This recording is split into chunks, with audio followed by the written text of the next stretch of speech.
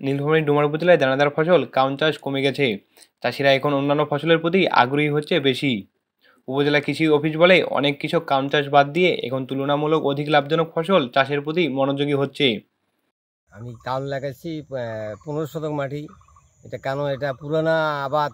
আগে লোক খুব খাইছিল, অভাবেই পড়ে খাইছিল। এখন মানুষই শখ করে খায়, আর এটাতে জন্ডিসের উপকার হয়। দিন দিন এটা আবাদ নষ্ট হয়ে গেছে, এখন কেউ আবাদ করে না, হারিয়ে যাচ্ছে যারা আবাদ। জানা যায় দানাদার ফসল হিসেবে নীলফামারীতে একসময় সুপরিচিত ছিল কাউন নামে এই ফসলটি। এটি কাউন ধান নামে পরিচিত অনেকের কাছে। কাউন ধানের পিঠা, ক্ষীর ও পায়েস খেতে পছন্দ করে অনেকেই। কারণ একসময় বেশি চাষ করা হয়তো, এখন কম হচ্ছে এটা, তাই আমরা ইচ্ছাগতভাবে কাউনটা চাষ করতেছি নিজের খাওয়ার জন্য। এবং এটা থেকে আমরা পায়েস খাচ্ছি, মুড়ি খাচ্ছি, ভাত খাচ্ছি।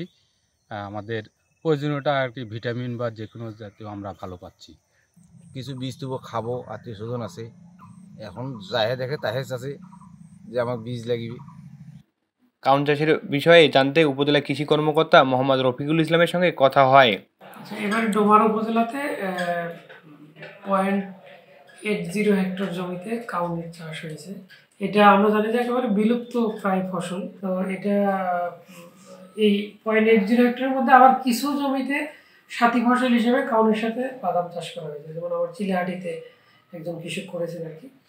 তো এইটা হয়তো এর আগে, এখন যেহেতু আরো অনেক ধরনের দানাদার ফসল আমাদের হচ্ছে, বিশেষ করে ভুট্টা, তারপরে গম এবং বোরো ধান তো আছেই, সেজন্য কৃষকরা এই কাউনের পরিবর্তে অন্যান্য দানাদার ফসলের দিকে ঝুঁকছে।